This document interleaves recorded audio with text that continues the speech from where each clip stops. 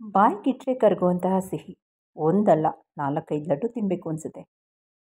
ಮೈಸೂರು ಪಾಕಗೆ ಎಷ್ಟು ಪ್ರಾಮುಖ್ಯತೆ ಮತ್ತು ಇಂಪಾರ್ಟೆನ್ಸ್ ಇದೆಯೋ ಅಷ್ಟೇ ಪ್ರಾಮುಖ್ಯತೆ ಮತ್ತು ಇಂಪಾರ್ಟೆನ್ಸು ನಮ್ಮ ರವೆ ಉಂಡೆಗೂ ಇದೆ.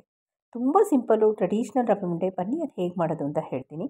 ಹೊಸಬ್ರು ಯಾರಾದರೂ ಫಸ್ಟ್ ಟೈಮ್ ನನ್ನ ಚಾನಲ್ನ ವಿಸಿಟ್ ಮಾಡ್ತಿದ್ದರೆ ದಯವಿಟ್ಟು ಸಬ್ಸ್ಕ್ರೈಬ್ ಅಂತ ಆಲ್ ಅಂತ ಬೆಲ್ ಬಟನ್ ಒತ್ತಿ ಅಂತ ಹೇಳ್ತಾ, ಇವತ್ತಿಂದ ಅದ್ಭುತವಾದ ಟ್ರೆಡಿಷ್ನಲ್ ನಮ್ಮ ಅಜ್ಜಿ ಕಾಲದ ರವೆ ಉಂಡೆ, ಅಂದರೆ ನನ್ನ ಅಜ್ಜಿ ಯಾವ ರೀತಿ ಮಾಡ್ತಿದ್ರು ಅದೇ ಥರದ ತುಪ್ಪದ ರವೆ ಉಂಡೆ ಇವತ್ತು ನಾನು ನಿಮ್ಮ ಜೊತೆ ಶೇರ್ ಮಾಡ್ತಾಯಿದ್ದೀನಿ. ಸೊ ಬಾಯಿಗಿಟ್ರೆ ನಾವು ಅದನ್ನು ಕರಗಿಸೋದೇ ಬೇಡ, ತಾನೇ ಅದು ಕರಗೋಗುತ್ತೆ, ಅಷ್ಟು ಅದ್ಭುತವಾದ ರುಚಿ. ಇದಕ್ಕೆ ನಾನೊಂದು 250 ಗ್ರಾಮಷ್ಟು ತುಪ್ಪ ತಗೊಂಡು ಅದಕ್ಕೆ ಅರ್ಧ ಭಾಗದಷ್ಟು ನಾನಿಲ್ಲಿ ದ್ರಾಕ್ಷಿ ಗೋಡಂಬಿನ ಹುರ್ಕೊಳ್ತಾ ಇದ್ದೀನಿ. ನೀವು ಬೇಕಿದ್ದರೆ ಬಾದಾಮಿ ಸಹ ನೆನೆಸಿ ಅದನ್ನು ಕಟ್ ಮಾಡಿ ಹಾಕ್ಕೊಳ್ಬೋದು. ಸೊ ಬಾಯಿಗಿಟ್ರೆ ಕರಗೋವಂಥ ತುಂಬ ಎಕ್ಸಲೆಂಟ್ ಸ್ವಾದ ತುಪ್ಪದ ಘಮ ಇರುವ ರವೆ ಉಂಡೆನ ಇವತ್ತು ನಾನು ನಿಮ್ಮ ಜೊತೆ ವೀಡಿಯೋಲಿ ಶೇರ್ ಮಾಡ್ತಾಯಿದ್ದೀನಿ. ಸೊ ಈ 250 ಗ್ರಾಮ್ ತುಪ್ಪ ತೊಗೊಂಡಿದ್ದೀನಿ, ನೀವು ಬೇಕಿದ್ರೆ ಕಮ್ಮಿ ಸಹ ಮಾಡ್ಕೊಳ್ಬೋದು. ಅದಕ್ಕಿಂತ ಕಮ್ಮಿ ಪ್ರಮಾಣಕ್ಕೆ ನಾನು ರವೆ ತೊಗೊಂಡಿದ್ದೀನಿ, ಅಂದರೆ 200 ಗ್ರಾಮಷ್ಟು ರವೆ ತೊಗೊಂಡಿದ್ದೀನಿ. 200 ಗ್ರಾಮ್ ರವೆ, 250 ಗ್ರಾಮಷ್ಟು ತುಪ್ಪ, 100 ಗ್ರಾಮಷ್ಟು ಕೊಬ್ಬರಿನ ತುರ್ಕೊಂಡು ಮಿಕ್ಸಿಗೆ ಹಾಕಿ ಪೌಡ್ರ್ ಮಾಡ್ಕೊಂಡಿದ್ದೀನಿ. ನಿಮ್ಮ ಮನೇಲಿ ಕೊಬ್ಬರಿ ಇಲ್ಲ ಅಂದರೆ ರೆಡಿಮೇಡ್ ಅಂಗಡಿಲಿ ಸಿಗೋ ಡೆಸಿಕೇಟೆಡ್ ಕೋಕೋನಟ್ ಪೌಡರ್ನ ತೊಗೊಂಡು ಬಂದು ಸಹ ಹಾಕ್ಕೊಳ್ಬೋದು. ಸೊ ಯೂಶಲಿ ರವೆ ಉಂಡೆಗೆ ಸುಮಾರು ಜನ ಕೊಬ್ಬರಿ ತುರಿ ಹಾಕಲ್ಲ. ಹಾಕಿ ಮಾಡಿ ಅದರ ರುಚಿ, ಅದರ ಸ್ವಾದನೇ ಬೇರೆ ಇರುತ್ತೆ. ಸೊ ನಾವು ಹೇಳಿದ್ನಲ್ಲ ಬಾಯಿಗಿಟ್ಟರೆ ಕರಗೋಗುತ್ತೆ ಅಂತ, ಈ ಕೊಬ್ಬರಿನೂ ಅದಕ್ಕೊಂದು ಕನ್ಸಿಸ್ಟೆನ್ಸಿ ಕೊಡುತ್ತೆ ರವೆ ಉಂಡೆಗೆ. ಸೊ ಇದನ್ನು ಚೆನ್ನಾಗಿ ಸಿಮ್ಮಲ್ಲಿ ಹುರ್ಕೊಳ್ಬೇಕು. ನೀವು ಬೇಕಾದರೆ 300 ಗ್ರಾಮಷ್ಟು ಸಹ ತುಪ್ಪ ಹಾಕ್ಕೊಳ್ಬೋದು.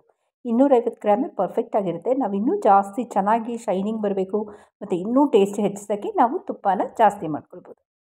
ಸೊ ಇದು ಒಂದಕ್ಕೊಂದು ಚೆನ್ನಾಗಿ ಹುರ್ಕೊಳ್ಳೋಣ. 1 ವರ್ಷ ಇಟ್ಟು ಕೆಡಲ್ಲ, ಅಷ್ಟು ಚೆನ್ನಾಗಿ ನಾವು ರವೆ ಹುರಿದಿರ್ತೀವಿ. 15-20 ನಿಮಿಷ ಸಿಮ್ಮಲ್ಲಿ ಉರಿತಿರೋ ರವೆ ಇದು. ಆ ರವೆ ಸೀಬಾರ್ದು, ಅದರ ಘಮ ಮಾತ್ರ ಬರಬೇಕು. ಇದಕ್ಕೆ ಒಳ್ಳೆ ಟ್ರೆಡಿಷ್ನಲ್ ಸ್ವೀಟ್ ಅಂತ ಹೇಳಿದಾಗ ನಾವು ಸಕ್ಕರೆ ಬಳಕೆ ಮಾಡಲ್ಲ, ಬೆಲ್ಲನ ಬಳಕೆ ಮಾಡ್ತೀವಿ. ಇಲ್ಲ, ನಾನು ಆರ್ಗ್ಯಾನಿಕ್ ಬೆಲ್ಲ ತೊಗೊಂಡಿದ್ದೀನಿ, ಇದು ಮುಂಚೆನೇ ಕ್ಲೀನ್ ಆಗಿದೆ, ಅದು 250 ಗ್ರಾಮ್ ಇದೆ. ಸೊ ಇದನ್ನು ಒಂದಕ್ಕೊಂದು ಚೆನ್ನಾಗಿ ಬೆರೆಸ್ಕೊಳ್ಳೋಣ.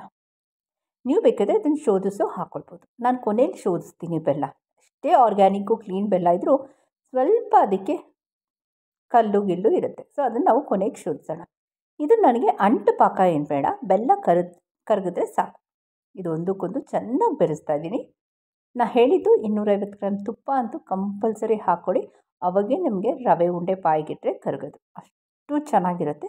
1 ವರ್ಷ ಇಟ್ಟರೂ ಕೆಡಲ್ಲ. ಮಕ್ಕಳೆಲ್ಲ ಇರೋ ಮನೇಲಿ 2 ದಿನವೂ ಇರಲ್ಲ. ಸೊ ಇದು ಚೆನ್ನಾಗಿ ಕರಗಿಸ್ಕೊಳ್ತಾ ಇದೆ ಬೆಲ್ಲ. ಇದನ್ನು ತಣ್ಣಗೆ ಹಾಕ್ಬಿಟ್ಬೇಡ. ಈ ಕಡೆ ನಮ್ಮ ರವೆ ಮತ್ತು ಕೊಬ್ಬರಿ ಸಹ ತಣ್ಣಗಾಗಿದೆ ನೋಡಿ, ಇದು ತಣ್ಣಗಾಗಿದೆ. ಇದನ್ನು ಶೋಧಿಸ್ಕೊಳ್ಳೋಣ. ಯೂಶಲಿ ಸಕ್ಕರೆ ಇಷ್ಟಪಡ್ತಿರೋರು ಬೆಲ್ಲ ಹಾಕ್ಕೊಂಡು ಮಾಡ್ಬೋದು, ಬೆಲ್ಲ ಇಷ್ಟಪಡ್ತಿರೋರು ಸಕ್ಕರೆ ಪಾಕ ತಕ್ಕೊಂಡು ಸಹ ಮಾಡ್ಬೋದು. ಎಷ್ಟು ಬೇಕೋ ಅಷ್ಟು ಪಾಕ ತಕ್ಕೊಂಡು ಇದು ಬಿಸಿ ಬಿಸಿ ಇರುವಾಗಲೇ ಕಟ್ಟಬೇಕು ಫ್ರೆಂಡ್ಸ್. ಆರೋದ್ಮೇಲೆ ನಮಗೆ ಉಂಡೆ ಬರಲ್ಲ. ಸೊ ಬಿಸಿ ಬಿಸಿ ಇರುವಾಗಲೇ ಕಟ್ಟೋಣ. ಇದಕ್ಕೆ ದ್ರಾಕ್ಷಿ ಗೋಡಂಬಿ ಮತ್ತು ಬಾದಾಮಿ ನಿಮ್ಮ ಹತ್ರ ಇದ್ದರೆ ಹಾಕ್ಕೊಳ್ಳಿ, ಸಿಪ್ಪೆ ತೆಗೆದು. ಮತ್ತು 4-5 ಯಾಲಕ್ಕಿನ ನಾನು ಪುಡಿ ಮಾಡಿಲ್ಲ, ಅದೇ ರೀತಿ ಉಂಡೆ ಆಗಿ, ಅಂದರೆ ಒಳಗಡೆ ಕಾಳುಗಳನ್ನ ಮಾತ್ರ ಹಾಕ್ಕೊಂಡು ಚೆನ್ನಾಗಿ ಇದನ್ನು ಉಂಡೆ ಕೊಟ್ಕೊಳ್ಳೋಣ. ಬನ್ನಿ, ಇದೆಷ್ಟು ಚೆನ್ನಾಗಿ ಉಂಡೆ ಕಟ್ತೀವಿ ನೋಡಿ, ನಿಮಗೆ ಗೊತ್ತಾಗುತ್ತೆ. ಬಾಯಲ್ಲೆಲ್ಲ ನೀರು ಬರ್ತಾಯಿದೆ ನನಗೆ ಮಾಡುವಾಗಲೇ, ಯಾಕಂದರೆ ಇದು ತುಂಬ ಹಳೆ ಕಾಲ, ನಾವು ಚಿಕ್ಕ ವಯಸ್ಸಿಂದ ತಿನ್ಕೊಂಡ್ಬಂದಿರೋ ಒಳ್ಳೆ ಟ್ರೆಡಿಷ್ನಲ್ ಸ್ವೀಟು. ನೋಡಿ ಎಷ್ಟು ಚೆನ್ನಾಗಿ ಹದ ಇದೆ ಅಂತ, ತುಂಬ ಚೆನ್ನಾಗಿರುತ್ತೆ. ಬಾಯಿಗಿಟ್ರೆ ಕರಗೋಗುತ್ತೆ.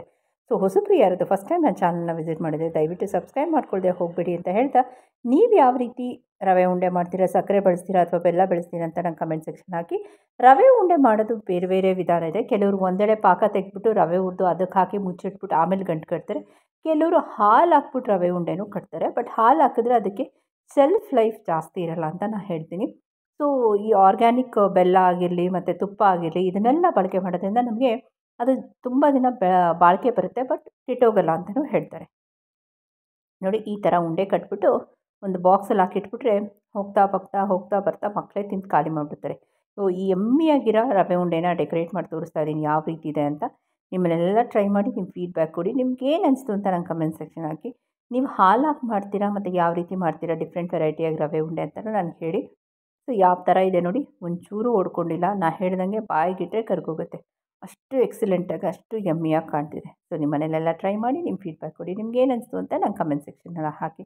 ಪಾಸಿಟಿವ್ ಇದ್ರೂ ಆಯಿತು, ನೆಗೆಟಿವ್ ಇದ್ರೂ ಆಯಿತು, ನೀವು ಯಾವ ರೀತಿ ಮಾಡ್ತೀರಾ ಅಂತಲೂ ನನಗೆ ತಿಳಿಸ್ಕೊಡಿ. ಅಂತ ಹೇಳ್ತಾ ಇವತ್ತಿನ ವಿಡಿಯೋ ಇಲ್ಲೇ ಎಂಡ್ ಮಾಡ್ತಾಯಿದ್ದೀನಿ. ನಾನು ಹೇಮಾ ನಾಗರಾಜ್ ಬ್ಲಾಗ್ಸಿಂದ ಹೇಮಾ. ಹೋಗ್ಬರಲ್ಲ. ಎಲ್ಲರಿಗೂ ನಮಸ್ಕಾರ.